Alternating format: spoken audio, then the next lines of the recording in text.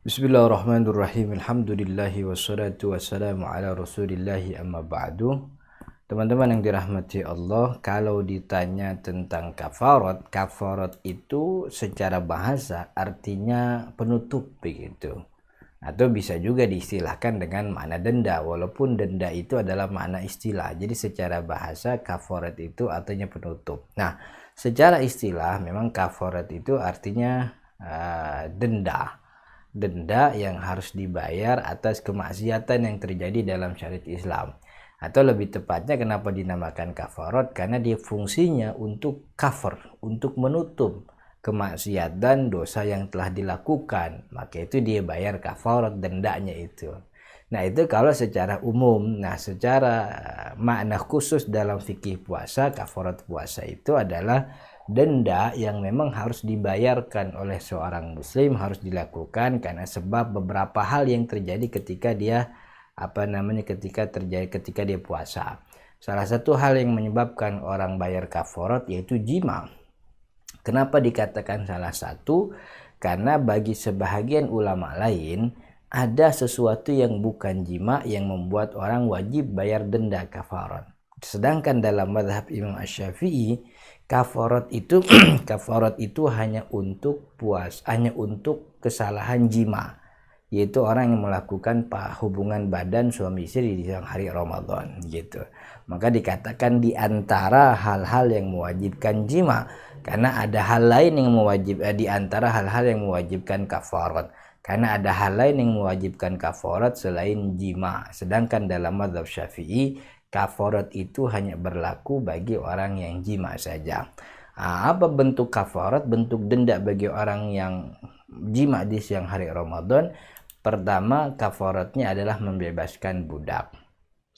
Kemudian yang kedua, kalau dia tidak bisa maka berpuasa 2 bulan berturut-turut. Kalaupun dia tidak mampu karena sudah uzur, sudah tua, sudah lemah atau sakit, ya dia yang memberi makan 60 orang miskin. Dan urutan kafarat ini sifatnya urutan, dalam arti orang tidak boleh pilih nomor 2, tidak boleh pilih nomor 3. Dia harus melalui nomor pertama dulu. Kalau pertama nggak mampu baru kedua. Kalau kedua nggak mampu baru 3. Tapi kalau dia mampu nomor 1 nggak bisa langsung turun 3. Jadi ini urutan. Kenapa? Karena Nabi Muhammad SAW memberikan opsi itu, memberikan opsi pilihan, memberikan opsi urutan bukan pilihan. Ketika ada orang yang datang kepada Nabi Muhammad dan mengaku dia telah menggaul istrinya di siang hari Ramadan, Nabi Muhammad memberikan urutan itu. Ya udah, bebasin budak. Beliau nggak bisa puasa 2 bulan berturut-turut, dia pun nggak bisa mensedekahkan atau bersedekah memberi makan 60 orang miskin. Ini bentuk kafarat. Jadi urutan pertama bebasin budak. Kalau nggak punya duit atau memang budaknya nggak ada, ya kedua yaitu bayar puasa 2 bulan berturut-turut. Kalaupun dia nggak bisa karena sudah tua atau memang dia punya penyakit, ketergantungan obat dan seterusnya, maka dia memberi makan 60 orang miskin. Nah, kafarat ini ada syarat, artinya ada ketetapan ulama yang menyebabkan orang wajib kafarat. Kalau kita dalam mazhab Imam Syafi'i kan kafarat karena sebab jima, kan begitu. Maka syarat kafarat itu pertama memang harus terjadi jima. Jima itu dikatakan terjadi kalau ada dukhul. Dukhul itu maksudnya kemaluan laki-laki, sekedar kepalanya hasyafah itu masuk ke kemaluan perempuan. Maka kalau kurang dari itu atau bahkan tidak terjadi dukhul, masuknya kemaluan laki ke kemaluan perempuan, maka tidak dikatakan jima. Pertama, jimanya harus terjadi, dan dikatakan jima harus dukhul, kemaluannya masuk sekeukuran hasyafah. Hasyafah itu kepala kemaluan. Kemudian yang kedua yaitu dilakukan siang dan ia sedang berpuasa. Dilakukan oleh orang yang dia sedang berpuasa. Berarti kalau dia sedang dalam keadaan safar di mana dia nggak berpuasa, maka jima di siang hari Ramadan bukan kesalahan. Karena yang dikatakan kesalahan menyebabkan kafarat adalah orang yang merusak puasanya dengan jima.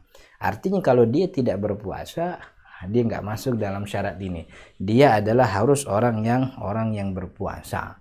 Begitu. Makanya kalau kemudian ada orang safar, kemudian karena safarnya dia boleh nggak puasa, kemudian dia jima, ya nggak ada masalah begitu.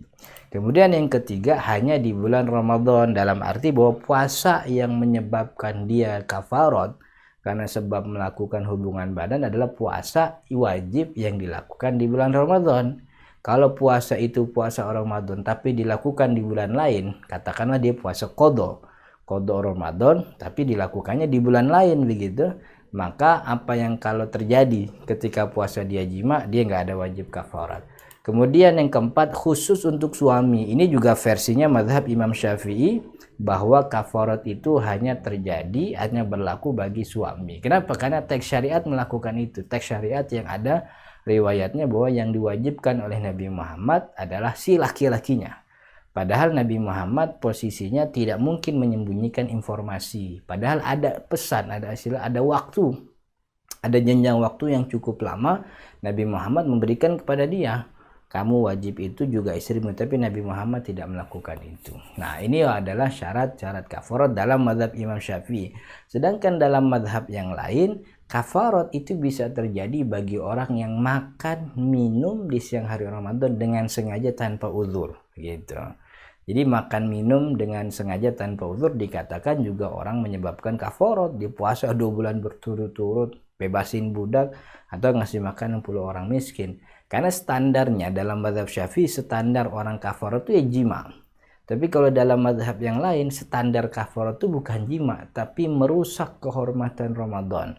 Maka siapapun yang merusak kehormatan Ramadan, baik itu dengan jima atau tidak dengan jima, seperti makan minum dengan sengaja, itu juga menyebabkan orang wajib bayar kafarat dan denda gitu. Mudah-mudahan ada manfaatnya.